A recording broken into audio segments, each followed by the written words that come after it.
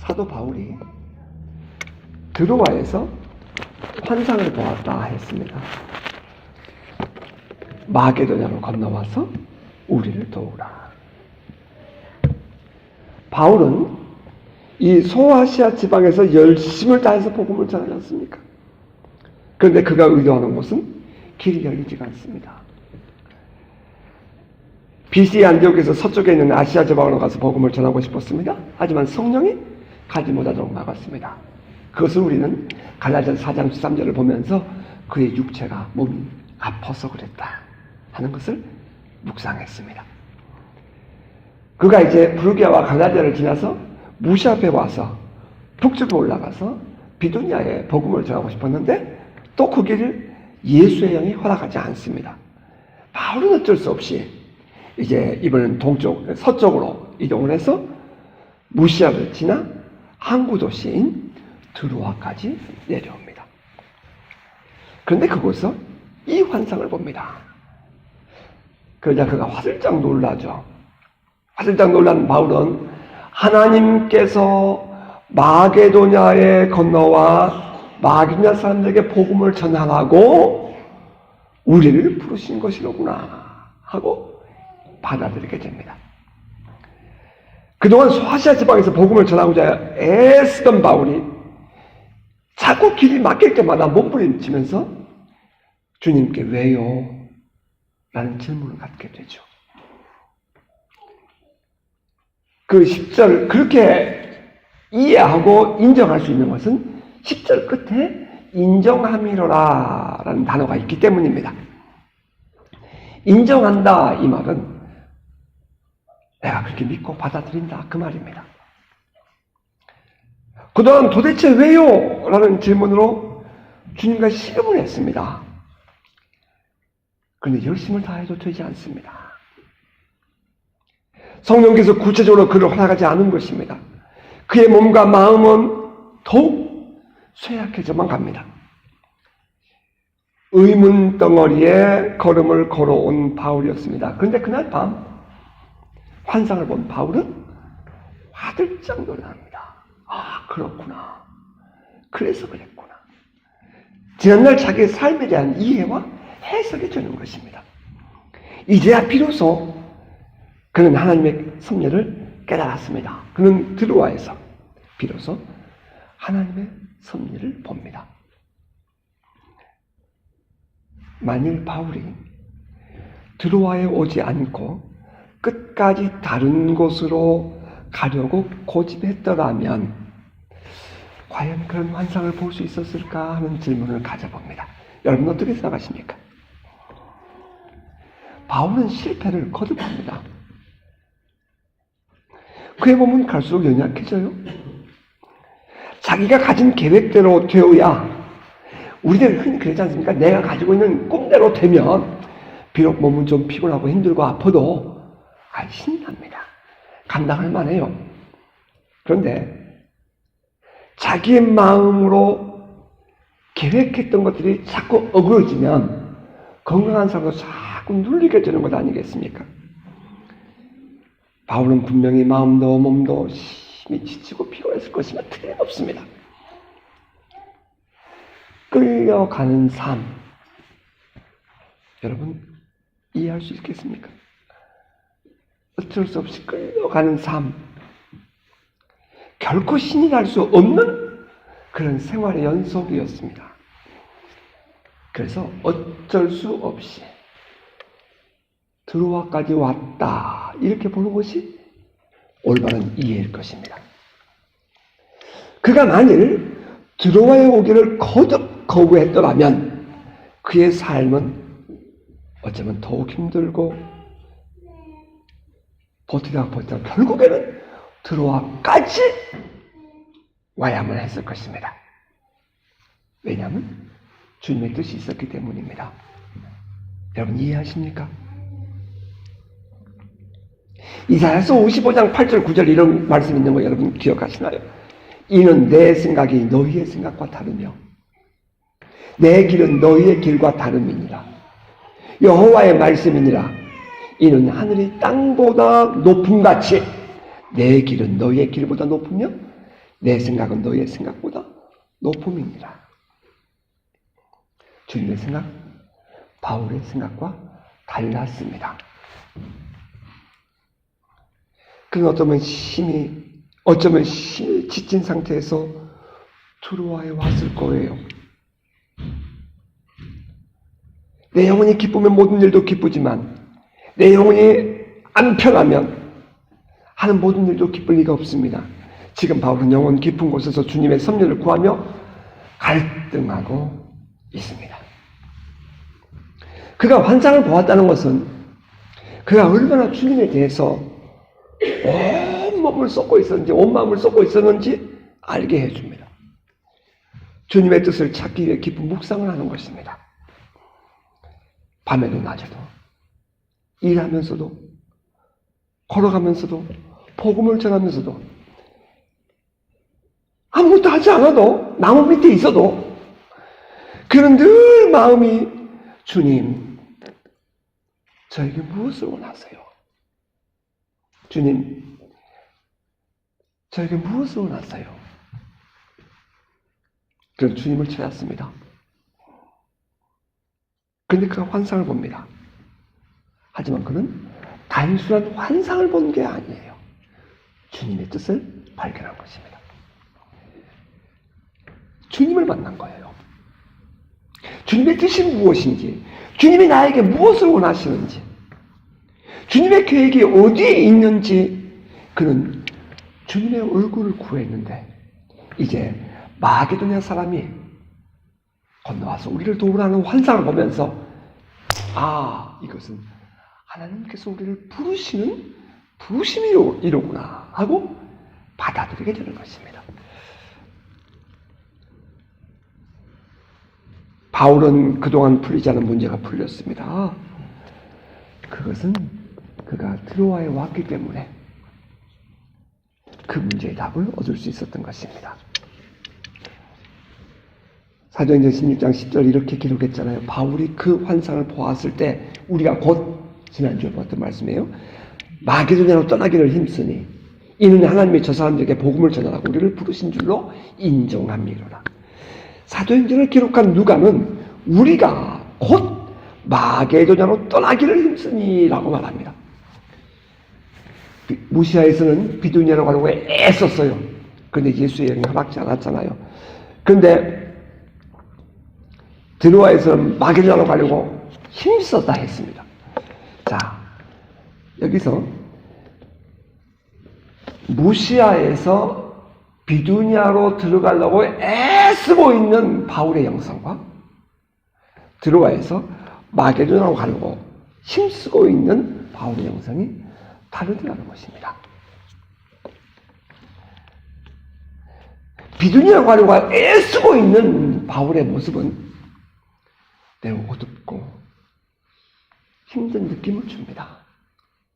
그런데 드로아에서 마게도냐로 가려고 분주하게 힘써 노력하고 있는 바울의 모습은 아주 꿈에 부풀어 있고 아주 희망찬 마음인 것을 느끼게 해줍니다. 바울이 이렇게 희망찬 걸음을 다시 시작할 수 있었던 것은 하나님이 보였기 때문입니다. 하나님이 여러분 삶 속에 함께 계심을 보는 은혜가 있기를 주 여러분 축복합니다. 단순히 환상을 본 게 아니에요. 하나님이 내게 뜻을 가지고 있다. 나는 너무 힘들고 외롭고 곤고했지만 이 뜻 속에 하나님이 함께 계신다 하는 확신이 바울로 하여금 아주 신나고 이제 지난 날을 보상해주는 그런 기회가 된 것입니다. 이제 그의 마게도냐로 가기 위한 그의 힘씀은 고역이 아니라 기쁨이었습니다. 자, 오늘의 본문은 이렇게 시작합니다. 우리가 드로아에서 배로 떠나 사모드라게로 직행하여 이튿날 네아폴리로 가고, 바울의 일행은 드로아에서 배를 탔습니다. 그리고 이 에게해의 작은 섬 사모드라게 섬에 도착합니다. 그리고 그날 밤을 자고요. 다음날 마게도냐 첫 항구인 네아폴리로 들어갑니다. 그 네아폴리에서 걸어서 17km, 혹은 19km, 혹은 14km, 9마일, 10마일, 여러, 어쨌든 간에 멀지 않은 곳에 있는 빌립보까지 올라갑니다. 여기서 우리가 그냥 지나칠 수 없는 성경 구절 하나 보기를 원합니다. 사도행전 20장 6절인데요. 바울이 돌아올 때의 내용을 기록한 내용이에요. 우리는 무교절 후에 빌립보에서 배로 떠나 닷셈 안에 드로아에 있는 그들에게 가서 이레를 머무니라. 빌립보에서 드로아까지 돌아오는 길은 닷셈 안에 5일 걸렸습니다. 그런데 드로아에서 빌립보로 갈 때에 이들이 걸린 것은 며칠이에요? 이틀 걸렸어요. 다시 말하면 주님의 부르심을 따라서 드로아에서 마게도냐로 건너가는 바울의 일행은 순풍을 만났다, 이렇게 이해할 수 있을 것입니다.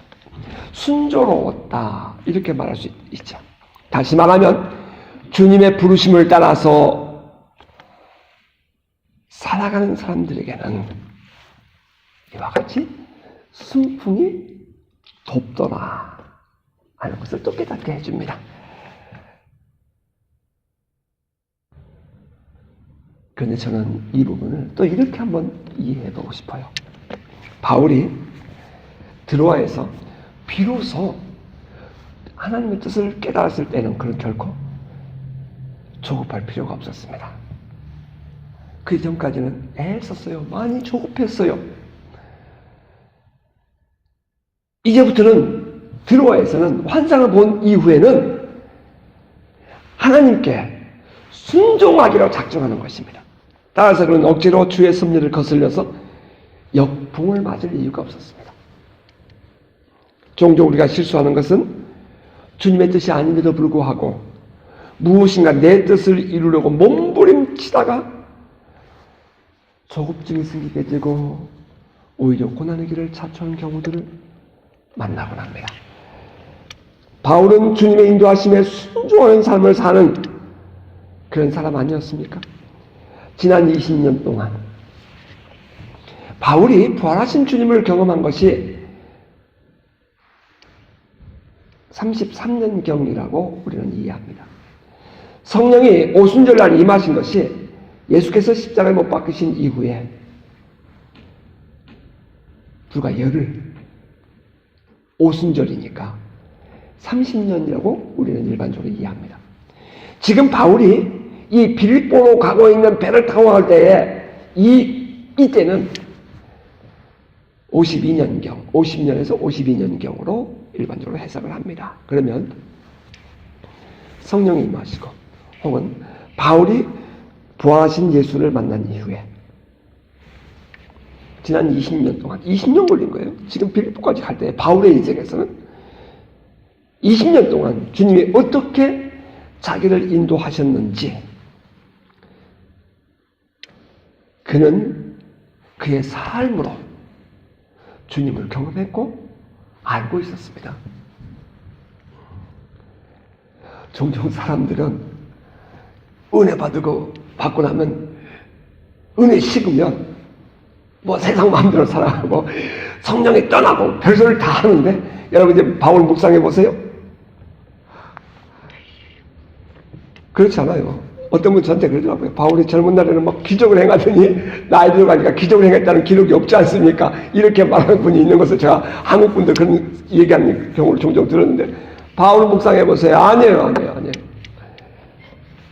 우리의 신앙은 전이에요. 여행이에요. 올랐다 내렸다 하면서 하나님이 함께하는 삶을 살아가는데 때로는 밝은 샤인, 정말 밝은 인생이 있는 반면에 때로는 어두운 날도 와요. 때로는 당당하게 자신감 있게 드러내는 날이 있는 반면에 어떨 때는 자신을 깊이 감추고 하나님의 뜻을 기다리기도 해요. 이것이 인생이에요. 이것이 신앙이에요. 우리의 신앙은 전이라고요. 바울의 모습을 보면 우리의 삶이 다시 해석되는 것 같아요. 바울은 그동안 이런 과정을 겪으면서 하나님께 순종하는 법을 배워가요. 지금 바울의 나이가 50이 넘어요.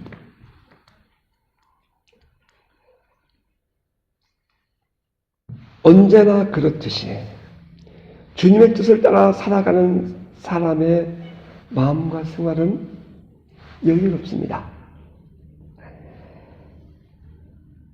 그런데 그 여유로움이 생각해보면 그의 인생을 훨씬 풍요롭고 넉넉하게 만들어줍니다. 그는 여전히 주님께 기도하는 마음으로 집중하며 주님을 기다렸을 것이며 틀림없습니다. 왜? 가다가 어려운 일이 만나도 그는 기도하는 사람은 주님께 기도하고 주님의 때를 기다리고 주님을 구할 것입니다. 바울이 그랬습니다. 언제나 그렇죠. 주님은 주님을 기다리는 사람, 주님을 찾는 사람, 주님을 주님 되게 인정하는 그 사람을 찾으십니다. 주님은 그 사람을 만나주십니다. 바울이 탄 배가 에게해를 이틀 만에 건너갈 수 있었던 것은 주의 도우심이요 주의 은혜였습니다. 자, 그들이 빌립보에 도착합니다. 그리고 빌립보에 이르니 이는 마게도냐 지방의 첫 성이요 로마의 식민지라. 이 성에서 수위를 유하다가 라고 그 다음 절은 기록합니다. 빌립보 성에 대한 기록이 있네요. 마게도냐 지방의 첫 성이라고 했어요. 이 말은 마게도냐 지방에서 첫 번째 가는 성이라는 뜻입니다. 종종 우리가 이 성경을 좀 오해하는 경우는 바울이 마게도냐에 들어가서 첫 번째 만난 성이라고 생각할 가능성이 있는데 그런 뜻이 아니고요. 리딩 시티, 으뜸이 되는 도시라는 뜻이에요. 마게도냐 지방에서 으뜸이 되는 도시였어요. 어디가? 빌립보가. 뿐만 아니라 로마의 식민지라 그랬습니다. 이것도 또 우리가 또 오해하기 쉬운 단어예요. 로마의 식민지라. 브루투스 장군과 아우구스토스 장군이 전쟁한 전쟁터가 되면 이 빌립보 지역입니다. 마게도냐 지역이에요. 바울이 그 빌립보 성에 들어가기 전에 이미 거기는 전쟁에서 이긴 아우구스토스 그 장군이 전쟁의 포로들 그리고 로마의 군사들 그런 사람들을 이 빌립보 지역에 무더기로 보내가지고 빌립보 성을 세우게 되는데 작은 로마 리틀 롬이라는 별명을 붙일 수 있을 만큼 붙이는 그런 도시를 건설해냅니다. 따라서 이 빌립보라는 이 성은 행정장관도 로마에서 직접 파송했고요. 로마와 빌립보는 매우 깊은 관계를 가지면서 빌립보가 로마의 최변방에 있으면서 로마를 보호하는 그런 도시였습니다. 그러니까 단순히 식민지 이러면 우리가 가지고 있는 생각, 현지에 있는 사람들이 더 많고, 그죠? 거기 가서 힘으로 그들을 억압하고, 그걸 훨씬 쩔는 것입니다. 이곳에는 주로 헬라인들이 갔었습니다. 그래서 이 빌립보의 문화는, 사회적 분위기는 로마로 옮겨놓은 것 같은 그런 도시였습니다. 이제 우리가 다음 주에 보게 될 텐데, 점치는 사람, 어린 계집 아이를 바울이 고쳐주고, 그랬더니 그 점쟁이 이 소녀 때문에 돈을 벌던 사람이 주인이 관광에서 뭐라고 얘기하냐면은 우리도 받지 못할 또 다른 이 말을 가져와서 이 사람들을 소동하게 하고 있다 이렇게 말을 하거든요. 그랬더니 그 관가에서 바울과 실라를 잡아가는 거예요. 이유가 뭐라고요? 빌립보는 이미 로마의 분위기와 사회적인 모든 것들이 이 종교적 영향뿐 아니라 모든 것들이 다 로마를 그냥 그대로 갖다 놓은 것처럼 분위기가 그랬기 때문입니다.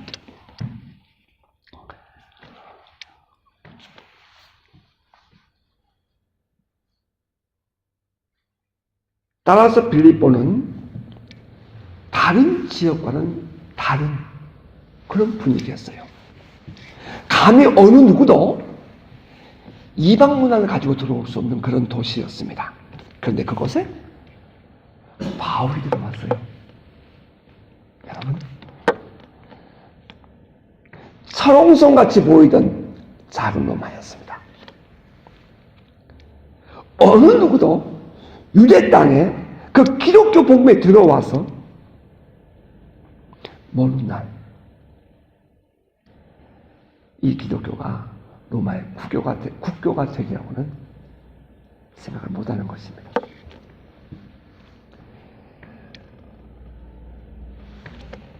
그 최초의 유럽 땅에 복음을 가지고 들어간 무리가 누구냐면 바로 이 사람들이에요.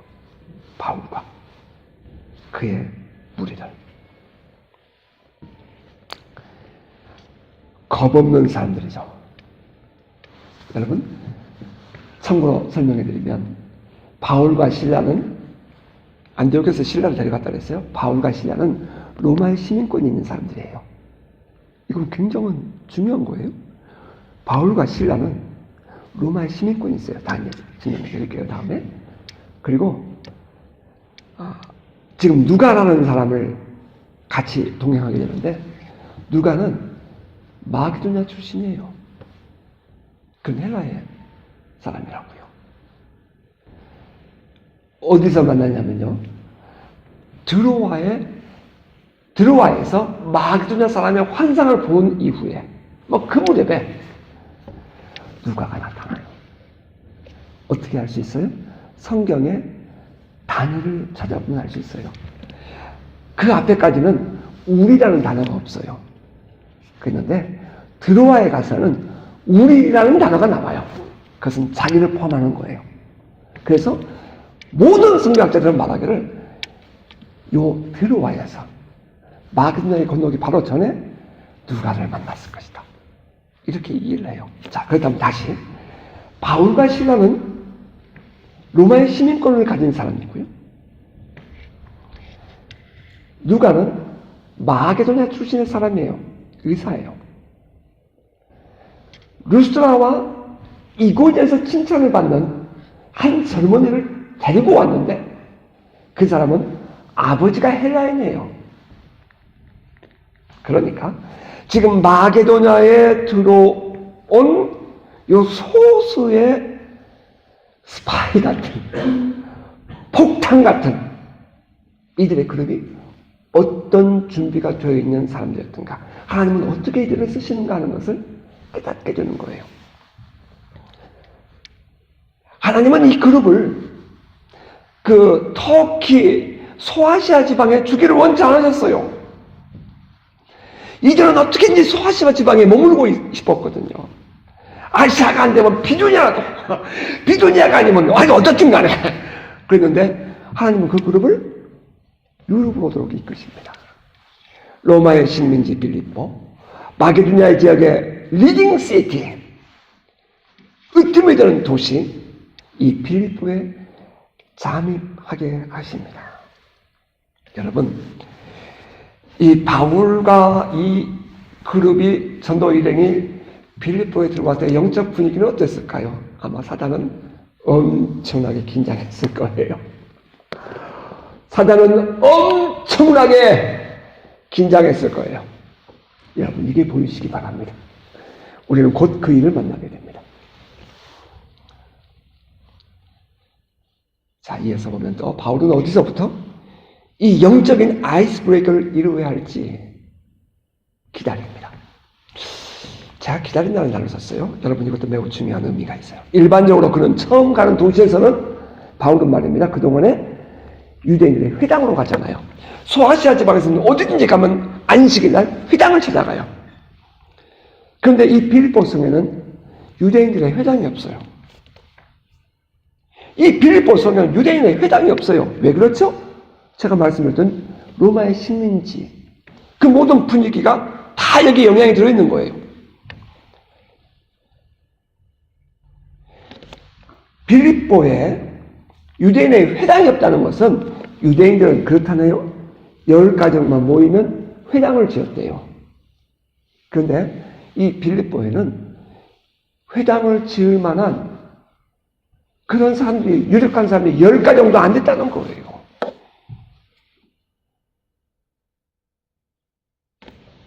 이 성에는 유대인 디아스포라가 적었다는 것을 의미합니다. 자, 그것은 그만큼 바울이 복음을 전할 수 있는 상황이 어려웠다. 기회가 적었다 하는 것을 뜻합니다. 그래서 성경은 기록하기를 수일을 유하다가 라고 말합니다. 여기서 우리가 또 생각할 수 있는 것은 바울의 이 여유로움은 어디서 왔을까 하는 것입니다. 그렇게 애써서 비두니아로 가고 싶었고요. 그렇게 몸이 막 아픔에도 불구하고 아시아로 가고 싶어서 몸부림을 쳤던 바울이 이번엔 빌립보 와서 수일을 유하니라. 여유가 있어 보입니다. 그것은 하나님이 우리를 부르신 인줄 인정함이로라 하는 속에 들어있습니다. 이 사실이 인정되던 순간부터 그 마음은 이제 평정을 찾습니다. 들어와서 떠나던 날도 주님께 온전히 맡겼고요. 이제 빌립보에 도착한 후에도 그는 주님께 맡기고 며칠을 기다릴 수 있었습니다. 주님의 섭리를 기다린 것입니다. 여러분, 저와 여러분 우리 모두 안에 이 하나님의 살로움이 임해서 좀 더 여유로워지고 좀 더 풍요로워지고 좀 더 하나님에 대한 기대감이 커지는 은혜가 있기를 주님을 축복합니다. 그리고 그가 찾아간 곳은 강가였어요. 안식일 날. 그죠? 13절 보니까 안식일에 우리가 기도할 곳이 있을까 하여 문 밖 강가에 나가 거기에 앉아서 모인 여자들에게 말하는데 라고 기록했어요. 왜 그가 안식일에 기도할 곳을 찾기 위하여 강가로 갔을까? 강가에 가면 기도하는 사람들을 만날 수 있었기 때문에 그렇게 말할 수 있겠죠. 그죠? 시편 137편 1편은 이런 말도 있답니다. 매우 의미심장한 구절이에요. 137편 1절에 우리가 바벨론의 여러 강변 거기에 앉아서 시온을 기억하며 울었도다. 바벨론의 포로로 끌려갔던 유대인들은 예루살렘 성전이 그립고 하나님이 그립습니다. 하나님을 구할 방법이 없어요. 장소가 없어요. 어디로 가요? 강가로 가요. 유대인들은 회당이 없으면 어디로 가서 하나님을 구했어요?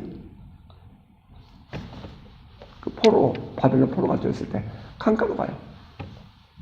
강가로 가서 그곳에서 열린 하늘을 바라보며 하나님 얼굴을 구하는 거예요. 지금 이 빌립보에서 기도처를 찾아가는데 강가로 가요. 이게 관계가 없는 것일까요? 저는 분명히 관계가 있다고 생각합니다. 회당이 없어요. 그러니까 어디로 가겠어요? 유대인들이 해왔던 대로 강가로 가는 거예요. 그래서 기도처로 그들이 가는 거예요.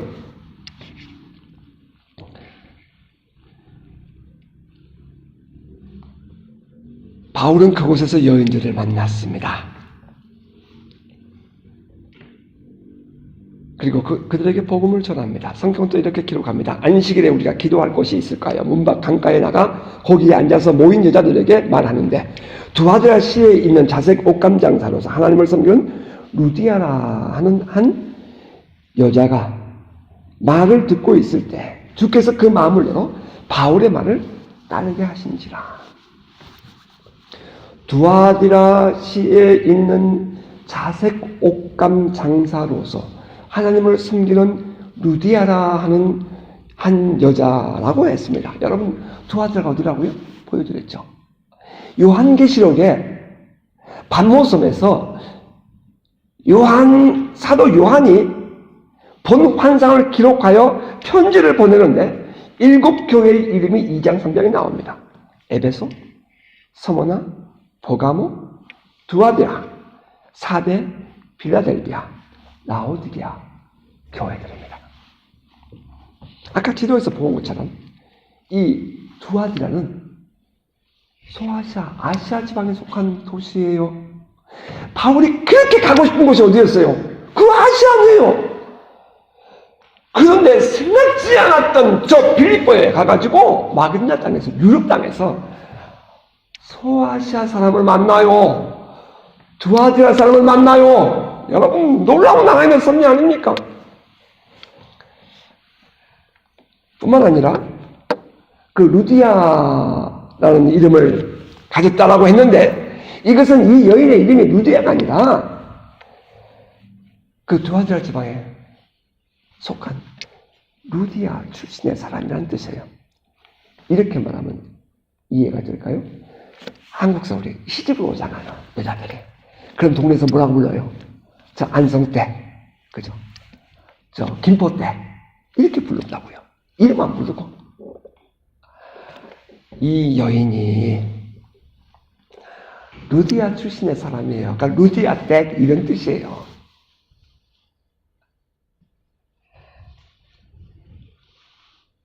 이 사람이 이름이 무엇인지는 알 수 없어요. 하지만 이 사람이 저 루디아 성이 있는 가까운 두아디라 성에 가까운 루디아에 살고 있으면서 거기서 태어난 출신인데, 이 사람이 두아디라와 빌립보를 다니며 통상을 하는, 무역을 하는, 무엇을? 옷감을 무역하는 여인이었다는 겁니다. 참고로 두아디라 지방은 옷감이 유명한 지역이래요. 그래서 당시에도 이 아시아에서 나온 옷감을 저 유럽으로 갖다 파는 일을 지금 이 여인이 한 것입니다. 여러분, 예나 지금이나 유대인들이 잘하는 거 있어요. 장사. 유대인들이 잘하는 거, 장사. 유대인들이 있는 지역은 상권을 휘어잡잖아요. 그들이 무서워하는 사람이 누구예요? 한국 사람이래요. 이민사회에서. 어렸을 때부터 아이를 등에 업고, 예를 들어서 설명하면, 사과를 사러 와요, 사람이. 야, 하나에 얼마예요? 얼마입니다. 이거 5개 주세요. 야, 하나에, 예를 들어서 1불이에요. 5개 주세요. 그럼 아이를 톡톡 치면서, 한 개에 1불인데 5개면 얼마니? 그럼 아이가 엄마 등에 옆에서 5불이요. 이렇게 하면서 어렸을 때부터 장사를 가르치고 셈을 가르친다는 거예요. 이게 유대인들의 교육에 나오는 이야기입니다. 당시에 소아시아 지방의 출신으로 상권을 잡고 있고, 그는 비록 이 동네 소아시아 지방 출신이지만 빌립보의 거처를 삼으면서 강가에 나와서 안식일 날 기도를 했어요. 그럼 이 사람 유대인입니까? 이방인입니까? 이 사람 유대인이에요? 이방인이에요? 디아스포라예요? 헬라인이에요? 많은 사람들이 오해하는 게 바로 그 부분이에요. 빌립보에 들어가서 첫 번째 만난 사람이 이방인인데 그에게 유럽 사람에게 복음을 아니요. 저는 동의할 수 없어요. 이 모든 내용을 쭉 우리가 성경에 비춰볼 때 이 여인은 분명히 유대인 디아스포라였음에 틀림없어요.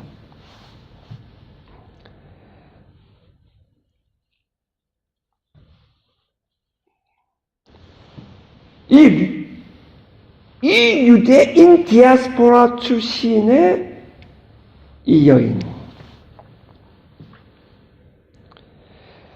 그의 이름이 루디아라는 이름이 들어있는 것을 볼 때에 그럼 더욱더 분명하게 유럽 출신의 이방인이 아니라 소아시아에 있는 디아스포라였을 가능성을 훨씬 높게 해준다는 것입니다. 자, 여기서 우리가 또 생각할 수 있는 것은 하나님의 인도와 준비하심입니다. 하나님은 마게도냐 지방에서 복음을 전하기를 원하셨습니다. 다시 말하면 주의 복음을 장차는 저 로마까지 전하게 하기를 원하셨습니다. 그래서 바울을 이곳 작은 로마라 불리는 로마의 식민지 빌립보로 잠게 하십니다. 그런데 그곳에는 회당이 없습니다. 하지만 하나님은 그곳에 복음을 받아들일 사람을 준비하십니다. 이 엄청난 유럽을 열 준비를 하시는 거예요. 바울의 복음의 전초 기제를 하나님이 이미 섭리하십니다. 하나님은 무조건 바울을 빌립보에 보내지 않으셔요. 그곳에서 만나야 할 사람을 준비하고 계셨습니다. 그가 바로 소아시아 출신인 유대인 디아스포라 루디아 덱이었습니다. 하나님은 이 여인을 이미 필리포에 보내셨고요. 이미 보내셨어요. 그리고 두아디라와 필리포로 오가면서 다시 말하면 이 무역을 하면서 옷감 장사를 하며 필리포에 나름대로 삶의 터전을 잡고 살게 해주셨습니다. 놀라운 하나님의 계획 안에 숨어있는 비밀입니다. 누가 이 여인이 마게도냐의 첫 교회 빌립보 교회를 시작할 여인이 될 것을 알았겠습니까? 두아드라시에 있는 자색 옷감 장사로서 하나님을 섬기는 루디아라 하는 한 여자가 말을 듣고 있을 때에 주께서 그 마음을 열어 바울의 말을 따르게 하신지라. 주께서 그 마음을 열어 바울의 말을 따르게 하신지라. 이 부분은 여러분 밑줄을 쫙 그어놔야 되죠. 주님의 섭리가 들어있다 이 말입니다. 그녀가 그냥 우연히 강가에 나왔다가 기도하고 왔다가 바울을 만난 건 아니에요. 주께서 섭리하시고 기다리고 계셨다가 그녀로 하여금 바울의 복음을 듣고 마음을 열어서 받아들이게 하셨다 하는 뜻이 그 안에 들어있습니다. 그리고 이렇게 이에서 말씀했어요. 그와 그 집이 다 세례를 받고 우리에게 청하여 이르되 만일 나를 주 믿는 자로 알거든 내 집에 들어와 유하라 하고 강권하여 머물게 하니라. 자, 루디아는 바울을 자기 집으로 초청했습니다. 자기와 온 가족이 함께 세례를 받습니다. 그리고 바울에게 청해요. 만일 나를 주 믿는 사람으로 인정한다면 우리 집에 들어와서 머무십시오. 그리고 간청해요. 강권해요. 영어로 이렇게 표현해요. She invited us to her home. 내 집으로 초청해. If you consider me a believer in the Lord, 내가 주를 믿는 사람을 당신이 인정한다면 come and stay at my home. 와서 우리 집에 거하십시오. 그리고 그 뒷단어가 재밌어요. 영어로 and she persuaded us. 우리를 설득했다라고 표현해요. 설득해요. 우리 집에 와서 머물라고. 그녀는 바울과 그의 일행을 자기 집에 와서 머물라고 설득해요. 바울 입장에서 생각해 보세요. 갈 곳이 없는 어디에서 내가 복음을 전해야 할지, 어떻게 복음을 할지 모르는 거예요. 여러분, 이거 바울 입장에서 은혜 아닙니까? 여러분, 이것이 은혜가 아니고 뭡니까? 하나님이 미리 준비하시는 거예요. 바울이 그 집에 머물겠다고 청한 것도 아니었다고요. 그녀가 바울을 자기 집에 머물라고 초청하고 설득합니다. 자, 그렇다면 우리는 또 하나 이제 마지막 구분이 되겠네요. 루디아는 어떻게 해서 이처럼 열린 마음이 되어서 바울의 복음을 받아들이고 바울과 그 일행을 자기 집에 머물도록 강권했을까? 질문해 봅니다. 이유는 복음에 목마른 사람이었기 때문이에요. 그리고 또 그 사람은, 그 여인은 기도하는 사람이었기 때문입니다. 기도하는 사람은 압니다. 하나님을 목마르게 찾는 사람은 하나님의 사람을 알아봐요. 하나님을 향하여 목마른 사람, 복음에 대하여 목마른 사람, 진리에 대하여 갈급한 사람은 그런 사람 만나면 압니다. 아무리 좋은 신앙인 것처럼 보여도 기도하는 사람이 보면 아닐 수도 있어요. 아무리 성령에 대해서 많은 것을 알고 체험이 많은 것 같아도 진짜 성령의 사람이 보면 가짜인지 진짜인지 알 수 있어요. 여러분, 달러 위조 지폐를 분별하는 사람, 그 뭐라고 하죠? 그런 사람들? 달러 위조 지폐를 분별하는 사람 어떻게 훈련하느냐면 진짜 달러를 계속 손으로 만지게 한답니다. 그래서 어느 달러든지 가져오면 이렇게 만져보면 이것이 진짜인지 가짜인지를 알 수 있대요.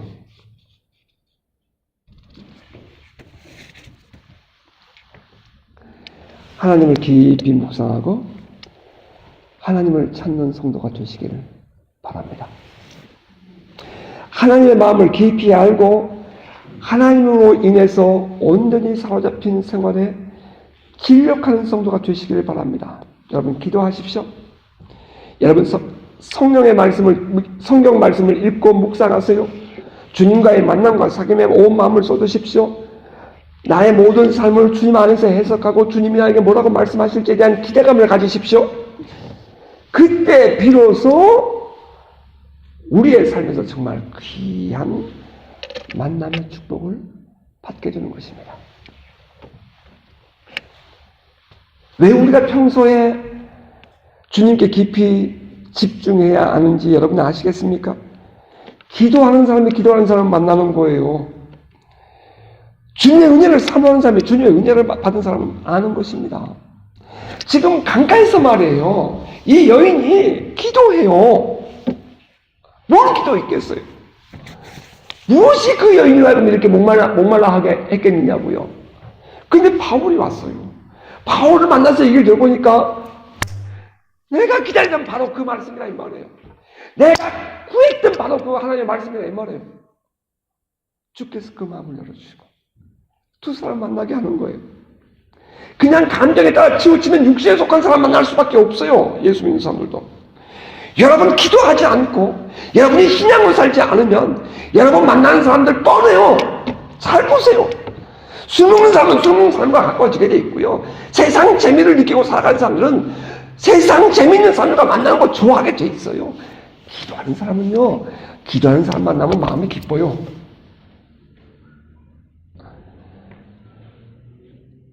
분별이 안 되는걸요. 실수하게 되어 있다고요. 여러분, 그 결과가 뭐예요? 트로아까지 내려가는 거예요. 트로아가 어디예요? 이제 내 인생 깨박치고 내려간 자리가 트로아 아니에요. 끝이라는 의미예요.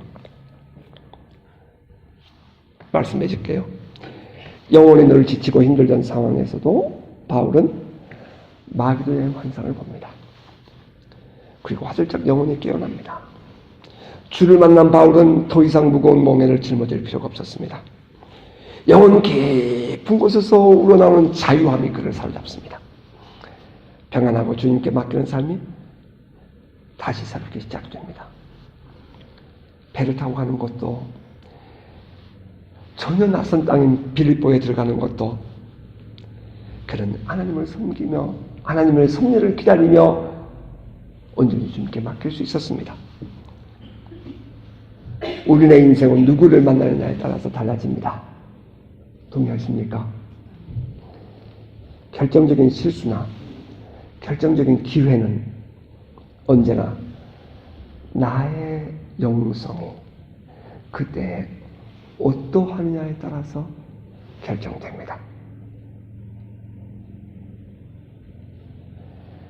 바울이 루디아를 만난 것이 빌립보에 교회를 세우는 놀라운 기회를 제공해 주었다면 루디아의 입장에서 볼 때는 하나님을 구하러 기도하기 위해 강가에 나갔다가 바울을 만남으로 복음을 만나게 되고 구원을 받는 축복을 누립니다. 오늘 우리의 삶은 어떻습니까? 지금 여러분의 영성은 어떤가요? 왜 우리가 기도해야 합니까? 왜 우리는 하나님을 은혜 안에 올바른 신앙생활을 해야 합니까? 왜 우리는 하나님과 깊은 하나님의 심장 속에 있어야 합니까? 왜 우리는 그 깊은 하나님의 임재가 있는 장막, 다윗의 장막 속에 들어와 있어야 합니까? 그런 사람과 그렇지 않는 사람의 결과는 엄청난 차이로 드러날 것입니다. 오늘 살아가는 우리 젊은이들, 또 우리 모든 우리 성도 여러분, 왜 내가 지금 기도하고 내가 왜 하나님의 은혜 안에 머물러야 하는가? 여러분 잘 판단하시기 바랍니다. 지금 여러분들이 세상적이고 이 세상의 재미에 빠져 있으면 여러분 주변에는 그런 사람이 훨씬 더 많습니다. 결국 여러분이 만나는 사람은 그런 사람 만나게 될 것이고 그 결과 후에 가서의 열매는 엄청난 거리감을 갖게 될 것입니다. 여러분이 만약에 하나님의 부르심을 받은 사람이라면 트로아에까지 가야 돼요.